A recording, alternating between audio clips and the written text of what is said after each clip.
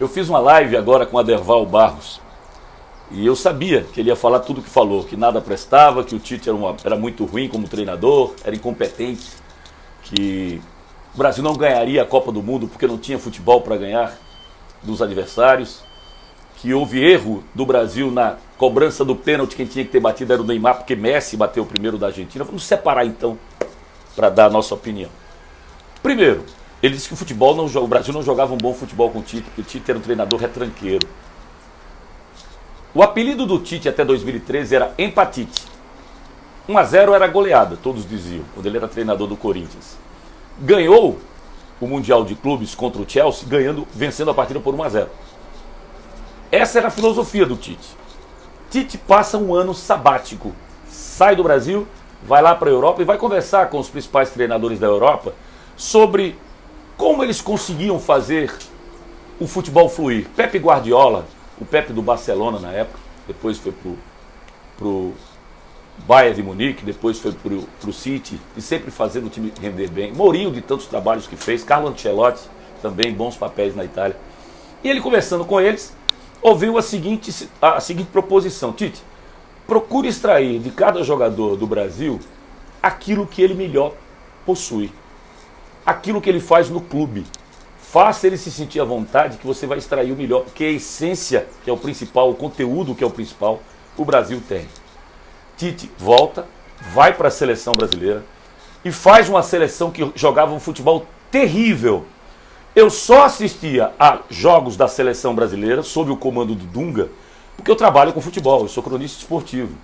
Mas na condição de torcedor, não me apetecia sentar à frente de um aparelho de televisão para ver a seleção do Dunga jogar. Pior eram as justificativas pós-jogo. Vencia por 1-0 jogando muito mal, ou perdia ou empatava uma partida, e ele dizia: querem espetáculo, vão para um circo. Como se não fosse possível, e até mais provável, aliar um bom futebol à vitória. Se eu estou jogando bem, eu tenho mais condições de vencer o jogo do que se eu estiver jogando mal. Isso é a lógica, a tendência do futebol. Se bem que o futebol às vezes foge da lógica, mas nos resultados. Em relação a esse pensamento não é tão ilógico assim não. Se eu estou jogando bem, a tendência para eu ganhar o jogo é maior. Pois bem, Tite passa a desenvolver o trabalho, diziam que o Brasil não ia nem para a Copa. Estava ameaçado de não ir para a Copa da Rússia, lembra? O Tite faz um trabalho em que o Brasil é primeiro disparado das eliminatórias, vai crescendo no ranking mundial, chega para a Copa da Rússia e é eliminado numa partida muito parecida com essa da Croácia. A diferença é que a Bélgica, para mim, tinha mais jogadores, rendeu muito mais futebol do que rendeu a Croácia.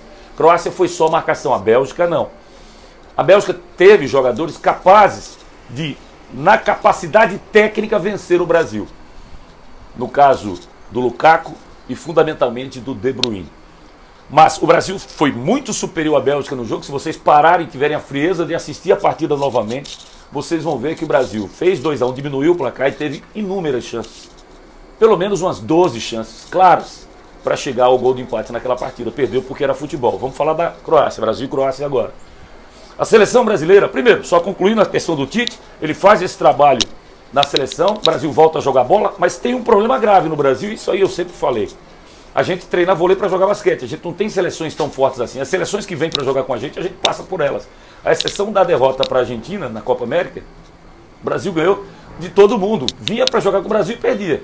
O Brasil fez mais de 50 gols nas eliminatórias para a Copa do Mundo. Goleadas e mais goleadas, né? Não dava para ninguém, era muito superior.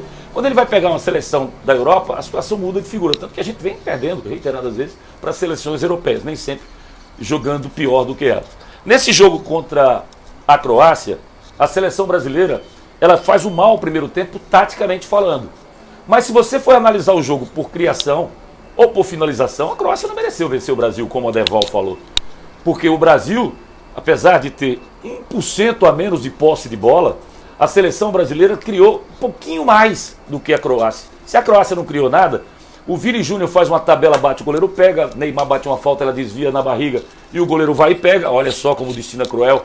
No gol da Croácia, a bola chutada pelo Petkovic, ela desvia no joelho do Marquinhos e vai no cantinho de Alisson, senão o Alisson pegaria a bola. Vê como o futebol é caprichoso nesse sentido. Pois bem, a seleção brasileira volta para o segundo tempo. Parem e vejam. Não precisa ver o jogo inteiro não. Bota no Globoplay e ver 20 minutos de um compacto que tem no Globoplay, com a narração do Milton Leite, porque aí o Milton identifica melhor os jogadores. E vai assistir. Você vai ver o que eu estou dizendo, a densidade de lances que houve em favor da seleção brasileira no segundo tempo. O goleiro faz grandes defesas, o Neymar entra na cara 2 vezes, Paquetá entra na cara 2 vezes, o Vini Júnior bate, o goleiro pega. Vai para a prorrogação. Aí o cara que mais é cobrado na seleção brasileira, ele faz uma jogada para mostrar que é diferente, que é diferenciado. Ele pega uma bola na linha intermediária ofensiva da Croácia. Até ali ele podia pegar sempre. Mas à frente dele está toda a equipe croata. Toda ela atrás da linha da bola. E nessa marcação atrás da linha da bola, o Neymar resolve decidir. Como? Para você desmontar um sistema defensivo como esse da Croácia, eu insistia bastante nisso, dribla, cara. Vai para dentro dele, você desarma, driblou um, você já desmonta aquela coisa de cada um com o seu. E aí o Neymar, ele vê o Modric na frente dele, pertinho aqui. Ele toca essa bola no Rodrigo, o Rodrigo sai, se desloca para dentro para receber o passe do Neymar. Ele toca e recebe por trás do Modric. Ficou o Modric, já está fora. Aí ele vai para cima da segunda linha da Croácia. Ele toca no Paquetá e sai à frente dessa segunda linha. Só restam os 2 zagueiros. Ele recebe no meio dos 2 zagueiros, desvencilha-se do último, vem o goleiro, que vai fazer o pênalti, depois desiste, ele dribla o goleiro, e se ele bate embaixo, o zagueiro tira do carrinho. Ele bate em cima e faz o gol como tinha que fazer. Um gol desenhado. Um gol de catálogo. Sabe, aquele gol de script, de como quebrar a marcação do defesa. O Brasil faz 1-0. Acabou o jogo. Acabou o jogo. A Croácia não ia ter competência para criar uma jogada efetivamente para entrar na defesa do Brasil, não. E o Tite faz certo. Bota o Fred ao lado do Casemiro. Os 2 laterais ficam atrás. Naquela altura estava Danilo e Alexandre. E os 2 zagueiros. E a determinação é, não sai. Haja o que houver, não sai, não quebra a marcação. Tá. Lateral para o Brasil, faltando 4 minutos para acabar. Lateral para o Brasil aqui o setor direito. Essa bola é cobrada. Zaga rebate. Ela volta no Rafinha, que dá de cabeça para frente. No que ela vem de cabeça na frente, o Fred vai disputar uma bola com o zagueiro da Croácia. Nessa, sai correndo em direção ao ataque e disputa a bola. Perde, a bola ricocheteia e vai em direção à linha de fundo. Ele vai disputar a bola ali, já acabou. Que ele tivesse até o ímpeto de ir na primeira bola. Mas na segunda acabou, volta filhão, acabou. Casemiro, fica aqui. Mas nós cometemos esse erro. Nesse erro aí entra a história que eu falo e quando tem que ser, amigo. Essa bola vem lançada caprichosamente aqui do canto esquerdo, passa por 2 jogadores da Croácia, até chegar na esquerda, vem o passe para o meio. O erro de posicionamento da defesa do Brasil está o Marquinhos com 2 jogadores, se vocês olharem, até um terceiro chegando, porque está totalmente desprevenida a defesa. O Casemiro e o Fred que tinham que estar ali não estavam. Então vem 3 jogadores para cima do Marquinhos.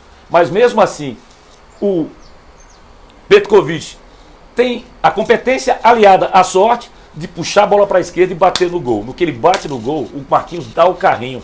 Atrás do Marquinhos tem o Thiago e atrás do Thiago tem o goleiro, todos na bola. O Marquinhos se estica para dar o carrinho, a bola pega no joelho dele e vai no cantinho direito e entra no gol. O Brasil toma 1-0 para a Croácia. Toma o gol de empate, perdão, da Croácia. Aí vamos para os pênaltis. Nos pênaltis, a discussão é quem tinha que bater o primeiro era o melhor do time, como fez o Messi na Argentina. Não discuto não, se tivesse que ser o Neymar que fosse.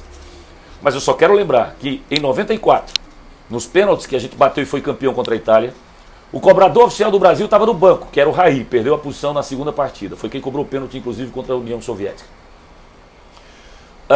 O batedor oficial do Brasil passou a ser, então, Bebeto. Disseram Romário. Romário foi intrometido. Ele pediu para bater, ele não estava na relação de quem iria bater e quase perde. Ele bate, a bola pega na trave e vai para dentro. Podia pegar na trave e ter ido para fora. Mas os deuses estavam do nosso lado. O batedor oficial do Brasil naquela Copa chamava-se Bebeto, que não precisou bater o 5º pênalti porque Roberto Baggio perde o pênalti anterior e o Brasil torna-se campeão mundial.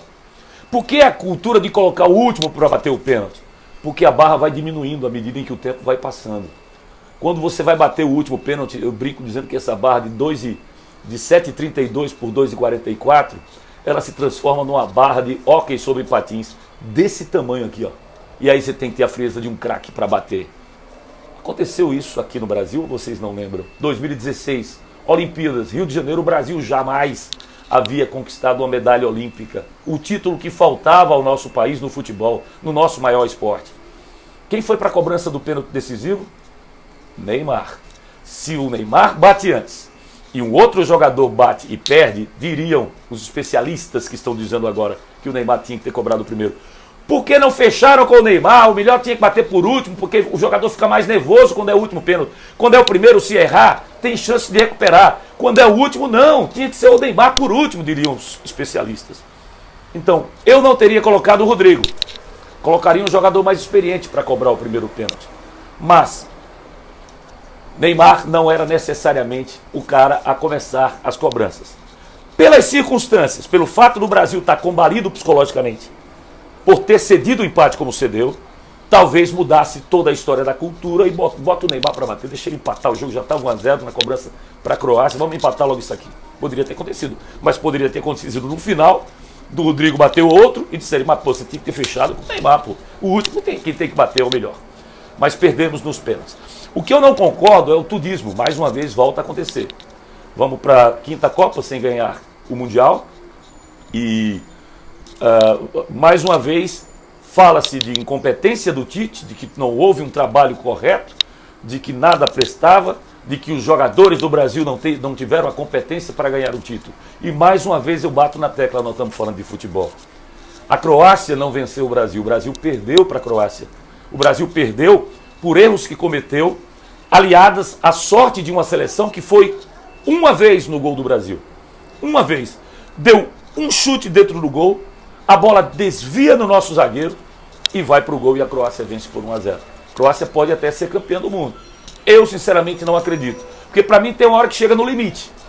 Você ganhou uma partida contra o Canadá por 4-1, tem uma placa no Canadá, em breve futebol, e empatou 4 outras partidas. E está chegando às semifinais para jogar contra a Argentina. Pode ser campeã a Croácia, mas vai ter que subir um pouquinho o sarrafo para chegar à final e para ser campeã. Porque nem sempre ela vai jogar como jogou contra o Brasil e vai conquistar uma vitória. De 10 partidas que a Croácia enfrentasse o Brasil, com as mesmas peças, com os mesmos sistemas colocados dentro de campo, para mim o Brasil ganharia pelo menos 8 vezes.